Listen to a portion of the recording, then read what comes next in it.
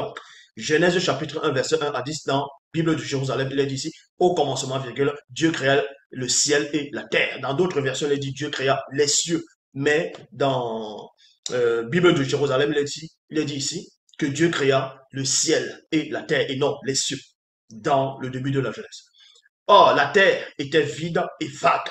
Les ténèbres couvraient l'abîme. Un vent de Dieu tournoyait sur les eaux. Point ici. Donc, premièrement, on ne vous dit pas, dans aucune version du début de la Genèse ici, on ne vous dit pas que Dieu a créé les eaux.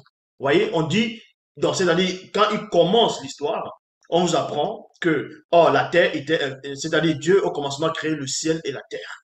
Certains pourront dire oui, oui, mais il a créé le ciel, il a créé la terre. Mais il a créé la terre comment? Parce qu'en créant la terre, quand on explique, on vous montre que les eaux étaient déjà là. C'est-à-dire cette masse d'eau était déjà là. C'est pour ça qu'il y avait un monsieur une fois, dans un document, dans un documentaire plutôt, c'était un débat, en gros, un débat sur la spiritualité, ainsi de suite. Je crois que cette émission se passait au Cameroun. Et cette personne a lancé le défi. Je dis bien, cette personne a lancé le défi à tous ceux qui étaient sur le plateau de lui montrer un seul verset dans le début de la Genèse, pas dans l'épître de Pierre où on dit que Dieu a créé toute chose à base d'eau, que tout a été créé à base d'eau, mais dans le début de la Genèse, oui, il y avait même des pasteurs sur le plateau, les soi-disant pasteurs, et cet homme, il a lancé le défi à ceux qui étaient en face de lui montrer un seul verset au début de la Genèse, dans Genèse 2, que Dieu a créé l'eau, que Dieu a créé cette eau-là du début, que Dieu a créé cette eau-là du début. Bon, aucun des pasteurs n'a pu relever plutôt le défi. Mais néanmoins, dans Genèse chapitre 1, verset 1 à 10, il est dit ici, Bible de Jérusalem, au commencement, Dieu créa le ciel et la terre. Or, la terre était vide et vague. Les ténèbres couvraient l'abîme. Un vent de Dieu tournoyait sur les eaux, sur les eaux. Même beaucoup de chercheurs, même quand vous tapez sur Genèse chapitre 1, verset, non, Genèse chapitre 1, verset 2, on parle des eaux. Certains se posent encore la question, mais cette eau-là est apparue comment? Même les scientifiques vous apprennent, les scientifiques, les archéologues, ainsi de suite, ils vous disent, mais l'eau, ils essaient de déterminer le mystère de l'univers, que l'univers date de cela 13 à 15 milliards d'années. Ils essaient de donner l'âge de la Terre, l'âge de l'apparition de la Terre, ainsi de suite. Mais certains se disent, bon, cette eau-là, en tout cas, certains scientifiques ne sont pas d'accord par rapport à d'autres scientifiques. Ils vous demandent, ils se disent, mais cette eau-là est venue comment? Mais bon. Or, la terre était vide et vague. Les ténèbres couvraient l'abîme. Un vent de Dieu tournoyait sur les eaux. Il y a point ici. Dieu dit que la lumière soit et la lumière fut. Dieu vit que la lumière était bonne et Dieu sépara la lumière avec les ténèbres. Dieu appela la lumière jour et les ténèbres nuit. Il y eut un soir, il y eut un matin. Deux points. Premier jour. Dieu dit qu'il y ait un firmament au milieu des eaux et qu'il sépare les eaux d'avec les eaux et il t'en fut ainsi. Et il en fut ainsi. Il y a point ici. Dieu fit le firmament et sépara les eaux qui sont sous le firmament avec les eaux qui sont au-dessus du firmament. Et Dieu appela le firmament ciel. Il y eut un soir, il y eut un matin. Deux points. Deuxième jour. Dieu dit que les eaux qui sont sous le ciel s'assemblent à une seule masse et qu'apparaisse le continent. Vous voyez, heureusement aussi dans Bible de Jérusalem aussi, ils disent continent. Bon, ils disent continent. Oui, ils disent continent. Paraissent le continent et non les continents. Comme j'ai déjà démontré, il n'y avait qu'un seul continent au départ. Bon, même les scientifiques le disent aussi. Et il t'en fut ainsi. Et ce continent, c'était l'Afrique. Donc, la vie a commencé en Afrique. Dieu appela le continent terre et la masse des eaux mer. Vous voyez, on vous dit ici, là, dans la Bible de Jérusalem, que Dieu appelait la masse des eaux mer. Et Dieu vit que cela était bon. Retenez bien, dans Genèse chapitre 1, verset 10, dans la Bible de Jérusalem, qu'il est dit mer. Maintenant, on va aller dans la deuxième traduction, la deuxième version, dans Louis II 1910. Bon, pourquoi j'ai pris Louis II 1910? Voici Louis II 1910. Pourquoi? Parce que c'est l'une des versions les plus traduites et les plus vendues sur la terre à un moment donné. À une époque, ça a été la version la plus traduite, la plus vendue aussi. Et les catholiques l'utilisent, même au Cameroun. Les protestants, ceux qu'on va appeler dans les églises, soi-disant réveil, ils utilisent ça beaucoup, cette version Louis II. 1910.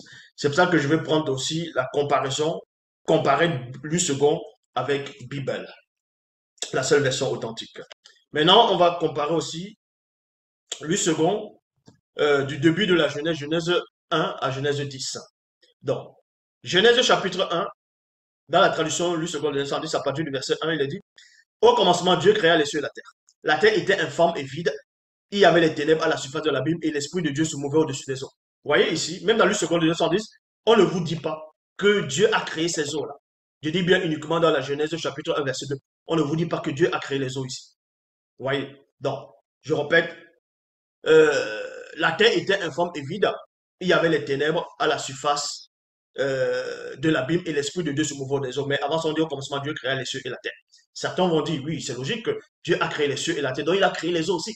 Mais cet homme avait lancé le défi de savoir où est-ce que c'est écrit mot pour mot que Dieu a créé les eaux dans Genèse 1, 2. C'était le défi qu'il avait lancé. Verset 3, Dieu dit que la lumière soit et la lumière fut. Dieu vit que la lumière, donc, l'autre verset, Dieu vit que la lumière était bonne et Dieu sépara la lumière avec les ténèbres. Dieu appela la lumière jour, il appela les ténèbres nuit, il y eut un soir, il y eut un matin, ce fut le premier jour. Ce fut le premier jour. Dieu dit qu'il y ait une étendue entre les eaux qui devrait séparer les eaux avec les eaux. Dieu fit l'étendue et il sépara les eaux avec les eaux, non, qui sont au-dessous, de l'étendue avec les eaux qui sont au-dessus de l'étendue, et cela fut ainsi.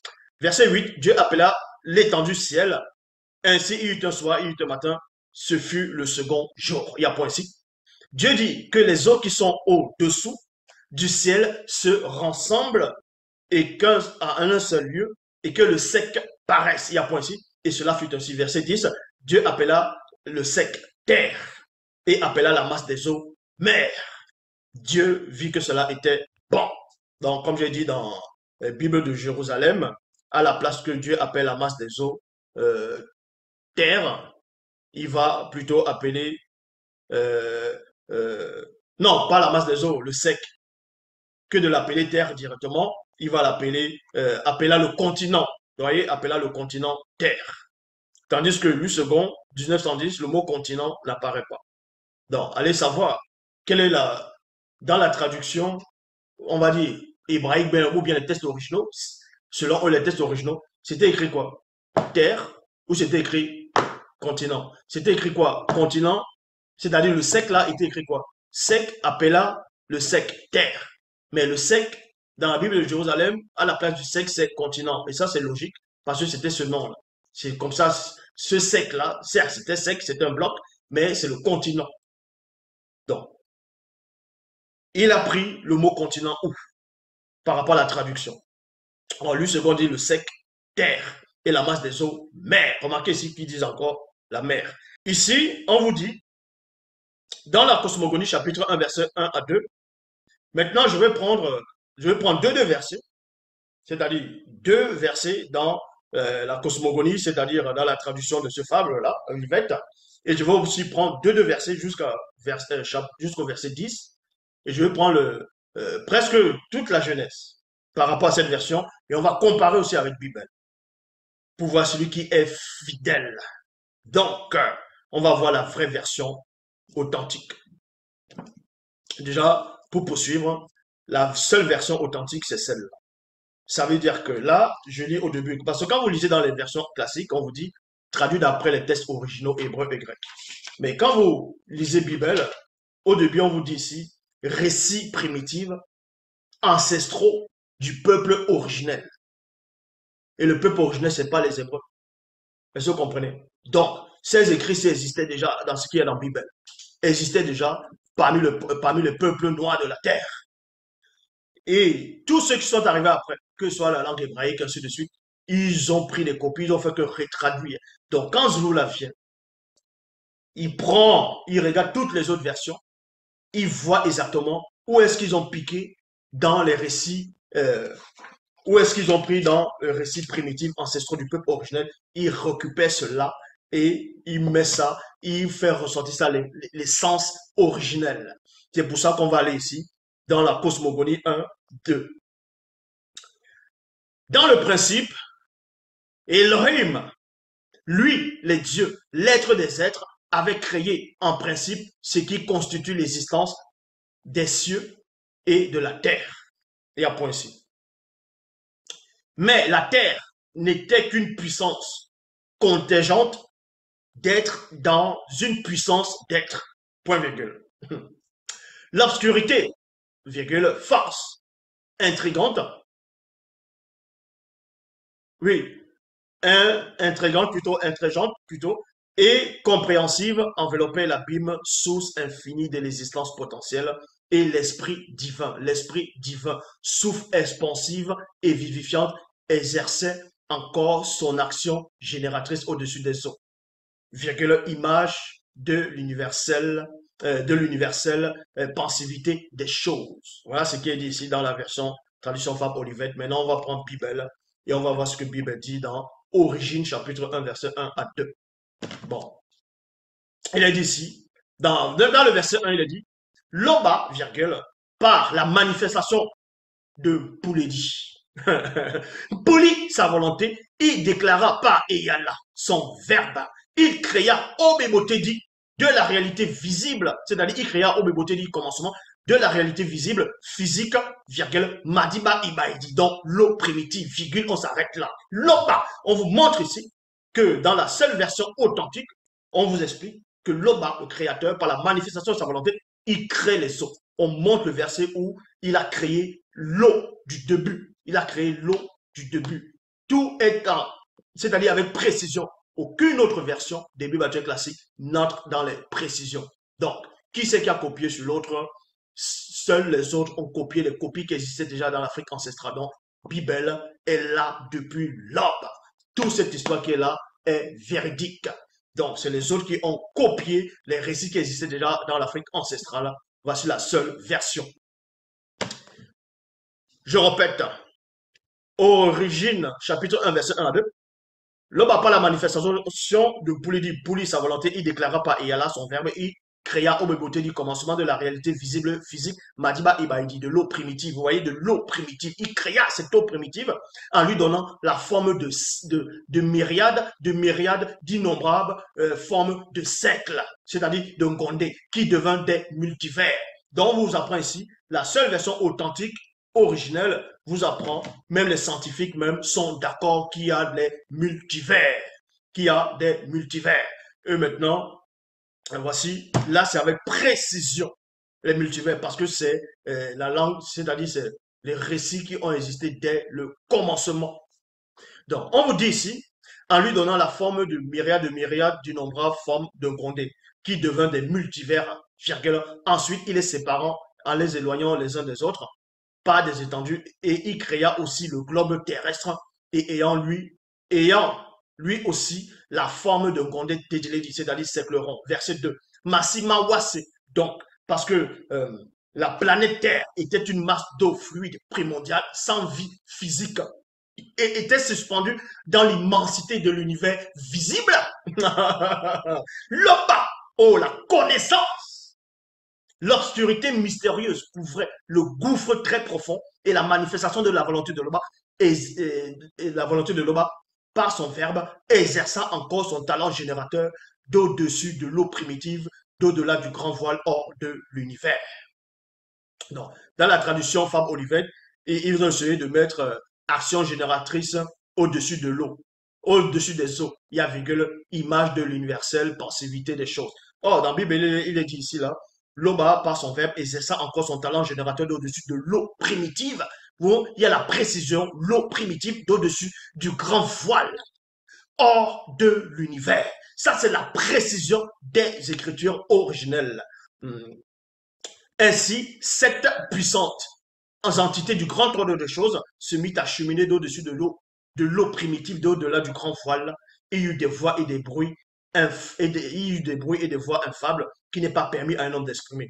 Tandis que dans les Bibles classiques, dans toutes les versions, on vous dit que l'Esprit de Dieu se mouvait au-dessus des eaux. Or, ici, c'est la précision, parce que eux, ils n'ont pas pu avoir accès directement, c'est-à-dire ils n'ont pas compris quand ils sont venus traduire les versions classiques, quand ils sont venus prendre les copies dans l'Afrique ancestrale, ils n'ont pas pu euh, euh, recopier ça fidèlement, parce que l'Esprit dès l'écriture, les avait empêchés. Mais ils ont pris quelques fragments. Et c'est là où on va voir les fragments. C'est aussi, ils vont prendre quelques similitudes pour plus tard mettre ça dans les traductions comme les traductions Fabre Olivette. Donc, l'obscurité mystérieuse couvrait le gouffre très profond et la manifestation de la volonté de l'Oba exerçant encore son talent générateur au-dessus de l'eau primitive et au-delà du grand voile, c'est-à-dire hors de l'univers. Ainsi, cette puissante entité du grand ordre des choses se mit à cheminer au-dessus de l'eau primitive, au-delà du grand voile, et il y eut des bruits, et il y eut des bruits, il y eut des bruits et des voix ineffables qui n'est pas permis à un homme d'exprimer. Vous voyez, ça c'est la connaissance, la précision. Donc si quelqu'un a inventé, si j'ai inventé ce genre de phrase, reconnaissez que je suis très intelligent, très éclairé, que même les autres biblistes qui ont fait la théologie pendant des années, n'ont même pas pu avoir cette connaissance profonde, approfondie des mots.